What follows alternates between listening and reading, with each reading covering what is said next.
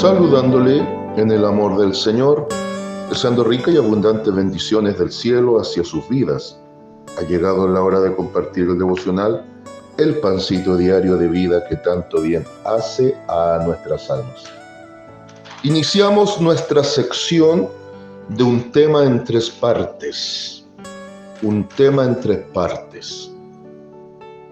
Y vamos a hablar esta semana del perdón. El perdón. Pero quiero titularlo de la siguiente manera: hasta 70 veces 7. Esa será la temática de esta semana. Hasta 70 veces 7. Yo creo que si hay un tema importante para un sano crecimiento espiritual y muy necesario que lo desarrollemos naturalmente en el contexto y concepto de iglesia, es la temática de lo que tiene que ver con el perdón. Quiero invitarle que vayamos a la Escritura. Vamos a San Mateo capítulo 18. San Mateo capítulo 18, desde el versículo 15 hasta el versículo 22. San Mateo capítulo 18, versículos 15 al versículo 22. Aquí nos muestra el Divino Maestro cómo se debe perdonar al hermano. Cómo se debe perdonar al hermano.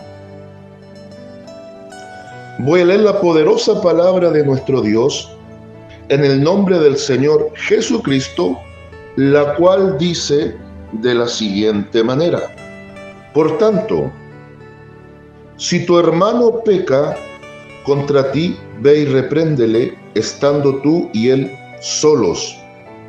Si te oyere, has ganado a tu hermano.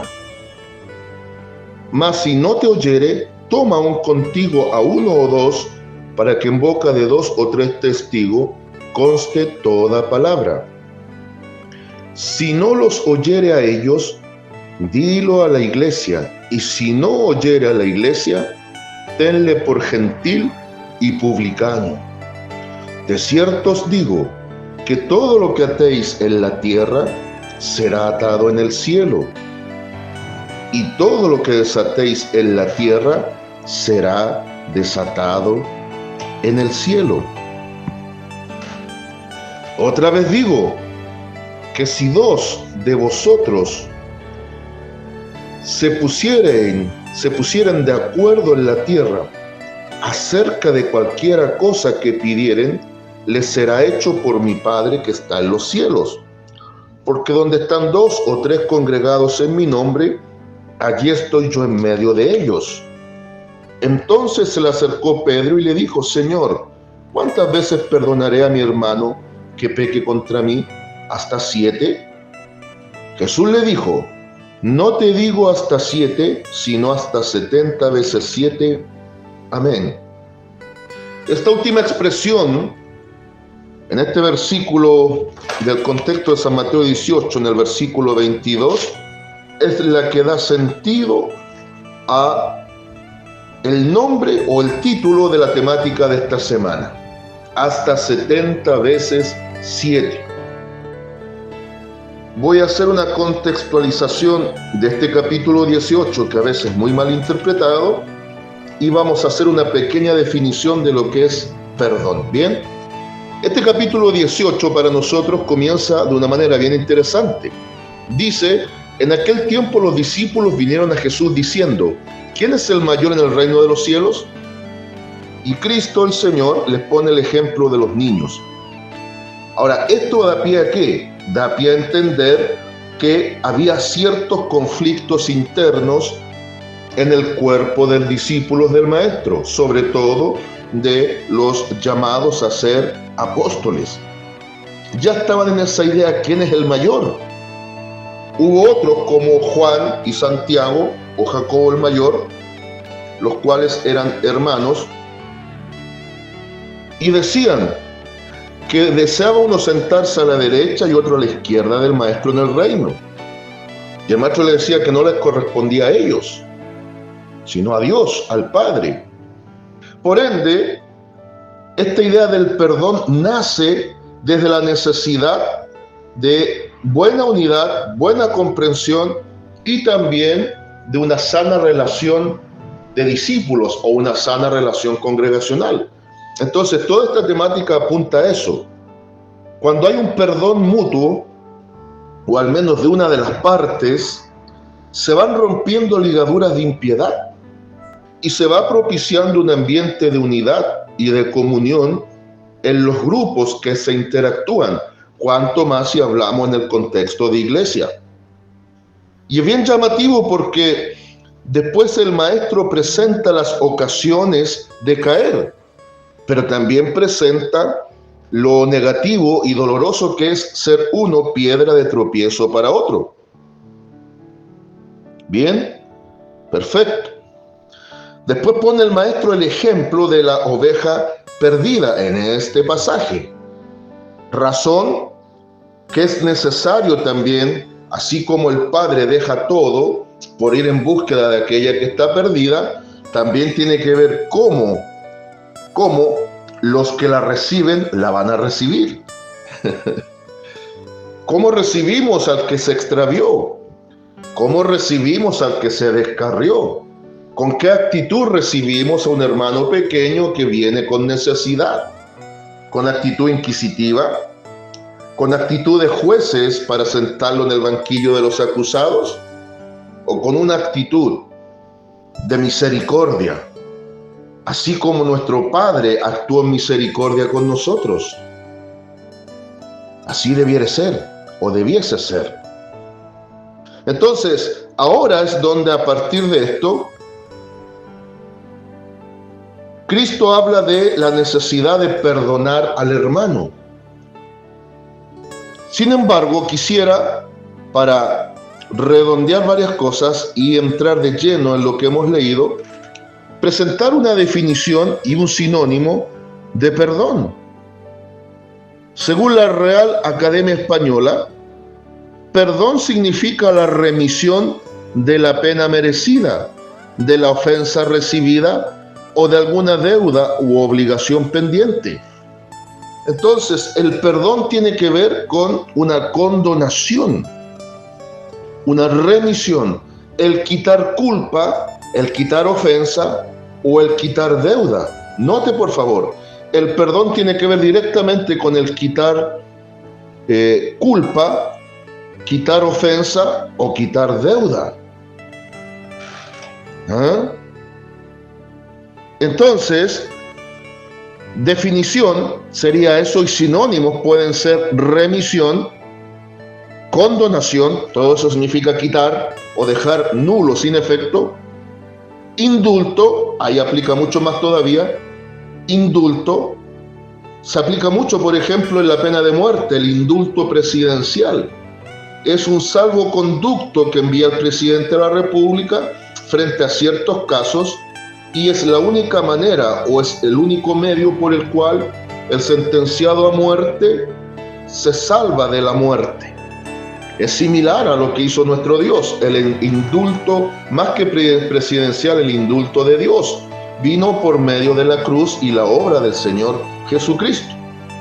Perdona no solo a los condenados a muerte, sino a los condenados a perdición eterna. Amnistía, indulgencia y gracia. Esta parte me gustó. Amnistía. El perdón involucra olvido. Ajá. ¿Me escuchó? Sin perdón ni olvido, dice un eslogan común del mundo. Sin perdón ni olvido. Otros dicen, perdono pero no olvido. Y la Biblia nos dice, debemos perdonar y olvidar. ¿Es fácil olvidar? Yo creo que ambas cosas en el neto contexto humano, tanto perdonar como olvidar, es muy difícil, a no ser que el Espíritu Santo nos lleve a aquello. Entonces aquí pone el ejemplo de un hermano que ofende, peca contra otro. Pero el maestro enseña y dice, mira, si tú fuiste el ofendido, da el paso, anda. Repréndele.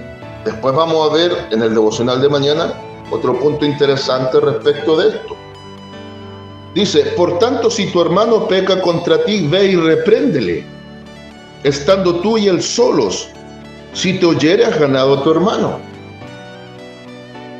Ve tú, da el paso, anda. Pero idealmente comienza en lo privado. ¿Para qué involucrar más gente? Sin embargo, si no te quiere oír, pone el Señor Jesucristo el contexto de lo que la ley presenta, Deuteronomio capítulo 17, versículo 6 y Deuteronomio capítulo 19, versículo 15, de los testigos frente a ciertas situaciones. Por eso le dice, mas si no te oyere, toma aún contigo a uno o dos, para que en boca de 2 o 3 testigos conste toda palabra. Esto ya va en forma progresiva, porque hay gente que se endurece y no quiere reconciliarse. La idea del perdón, idealmente mutuo, tiene que conllevar a la reconciliación, a volver a estar en amistad, romper el círculo de odiosidad y de enemistad. Para eso es clave el perdón. Y el gran ejemplo lo dio Dios enviando a su Hijo para perdonar al mundo y volver a tener amistad con el hombre. Ese es el gran ejemplo y modelo a seguir. Entonces ahora ponga atención. El versículo 17 dice, si no los oyere a ellos, dilo a la iglesia. Y si no oyere a la iglesia, tenle por gentil y publicano. ¿Se fija que comienza en forma gradual? Los dos directamente afectados. Uno de los dos se endurece, después hay que ir con 2 testigos. Si no oye a los testigos, recién ahí hay que declararlo a la congregación. Y si no quiere acatar para nada lo que la congregación presenta, simplemente hay que tenerlo por gentil y publicano, es decir, una persona que jamás ha sido realmente un hermano ni se ha convertido. Esos son los casos extremos. Bien, ahora dice, de cierto os digo, de aquí en adelante ponga muchísima atención, de cierto os digo que todo lo que atéis en la tierra será atado en el cielo, y todo lo que desatéis en la tierra será desatado en el cielo. Muchas veces se usa esto para lucha espiritual, lo que algunos desde mi humilde perspectiva erróneamente llaman guerra espiritual. ¿Cuál es la diferencia entre guerra espiritual y lucha espiritual? La guerra es una batalla por ganar y la lucha espiritual son batallas que se pelean desde la victoria. Cristo obtuvo la victoria y lo dice Colosenses capítulo 2, versículos 13 al 15. Obtuvo la victoria muriendo en la cruz y la consumó resucitando de entre los muertos al 3er día. Por lo tanto, ahora ya no luchamos para una victoria, sino que nuestra lucha espiritual es desde la victoria que Cristo ganó. Entonces no podemos hablar de que estamos en una guerra, estamos en luchas constantes, porque ya el ejército enemigo con su comandante fueron derrotados. Hoy por hoy son luchas prácticamente personales. Bien, perfecto. Entonces, se usa para eso, pero lo real es esto otro, que Dios, en la persona de Jesucristo, está delegando a la iglesia la autoridad para solucionar cierto nivel de ofensas, ciertos niveles de conflictos internos. El hombre no puede perdonar pecados, en eso estamos claros, pero sí podemos perdonarnos ofensas, podemos solucionar conflictos, podemos en el margen permitido por Dios movernos en este ámbito de autoridad. Y a esto se refiere el atar o desatar. Debemos llegar a ciertos acuerdos de disciplina y corrección dentro de la iglesia. Y una de las cosas importantes es propiciar un ambiente de comunión, un ambiente de paz. Y para eso muchas veces es necesario llegar a este punto de zanjar situaciones de odiosidad para llegar al perdón genuino y provocar este ambiente necesario. Es ahí donde aplica el texto, no para lucha espiritual, vuelvo y le digo. Y ahora, aunque ponga muchísima atención aquí también, porque aquí hay otro pasaje muy mal interpretado. Otra vez os digo, estoy en el 19, que si dos de vosotros se pusieren de acuerdo en la tierra acerca de cualquier cosa que pidieren, les será hecho por mi Padre que está en los cielos. Perfecto. Muchas veces nos ponemos a orar en función de algo, sobre todo de sanidad. Y Cristo responde, ¿por qué? Porque Él mismo declaró una regla de oro para nosotros y también una línea de acción. San Mateo 7:7, pedid, buscad y llamar, porque todo aquel que pide recibe, el que busca halla y el que llama le abre la puerta. Bien, perfecto. Pero en el punto crucial del contexto de este pasaje, aquí nuevamente está hablando de reconciliar. Aquí está hablando de ponerse de acuerdo, de ya dejar el rencor, dejar el conflicto, dejar el problema, zanjar la situación. Y el versículo 20, porque donde están 2 o 3 congregados en mi nombre, allí estoy yo en medio de ellos. Muchas veces usamos este versículo puntual, San Mateo 18:20, para decir, hermanos, somos muy poquitos, pero hay una promesa. Donde hayan 2 o 3 que se congregan, Dios está en medio. Amén, amén, gloria a Dios. Y lo decimos aplicándolo a el contexto de cantidad de congregantes. Pero si vamos en estricto rigor a indagar en el pasaje, no está hablando de eso. Sigue hablando del ponerse de acuerdo, del solucionar problemas, de romper con odiosidades, de acabar con enemistades y de propiciar un ambiente de paz en base a la reconciliación que provoca el perdón mutuo. Cristo está en medio cuando hay quienes se ponen de acuerdo para ya dejar el tiempo del rencor.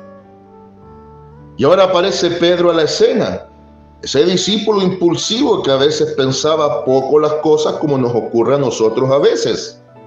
Entonces se le acercó Pedro y le dijo, Señor, ¿cuántas veces perdonaré a mi hermano que peque contra mí? ¿Hasta 7? No era malo el pensamiento de Pedro, porque él aplica lo perfecto. Para él no había un número más asociado a lo perfecto y ligado a Dios en base al perdón que el 7. Hasta ahí estaríamos bien. Pero mire la vara cuán alta la deja Cristo, el Señor. Jesús le dijo, no te digo hasta 7, sino hasta 70 veces 7. Sino hasta 70 veces 7. ¿Qué implica esto? Si fuese matemática pura y en estricto rigor fuese una obligación tajante, numérica, significaría que diariamente o a través de nuestra vida tendríamos que perdonar 490 veces. Sin embargo, la aplicación exponencial en multiplicación del 7 elevado a 70 veces está declarando que debemos tener un espíritu perdonador constante, no limitado. Cristo está presentando la idea del perdón ilimitado, el perdón ilimitado. Y lo enseña desde el versículo 23 al 35 con la parábola de los dos deudores, de la cual ya hubo un devocional, donde hubo uno que no tuvo misericordia, siendo que fue alcanzado a misericordia. Entonces yo creo que la conclusión ya está clarísima. Todo este pasaje habla del acuerdo para el perdón. Hasta 70 veces 7. Un perdón sin límites. Un perdón sin condicionantes. Y un perdón genuino, nacido de un corazón que está siendo perfeccionado. Que Dios nos bendiga. Es por eso que en San Mateo 5:48 el Señor Jesucristo declara lo siguiente: sed pues vosotros perfectos, como vuestro Padre que está en los cielos es perfecto. perfección a nivel de Dios, no, perfección a nivel humana, tomando el modelo de Dios. Dios es un Dios de perdón y misericordia. Nosotros tenemos que ser personas misericordiosas y que aprendamos a perdonar. Dios es perfecto en el amplio sentido de la palabra, y la perfección a la cual podemos llegar es a la madurez espiritual. El que aprende a perdonar sin cuestionar es una persona que está alcanzando un grado de madurez espiritual. Y por favor, rompamos con esa idea. Yo perdono, pero no olvido. Debemos, para perdonar, olvidar la ofensa, que no significa que quedemos a expensas con personas realmente malvadas a que vuelvan a propiciar un daño. Saludos de paz, amor y bendición desde Longavía a cada uno de ustedes.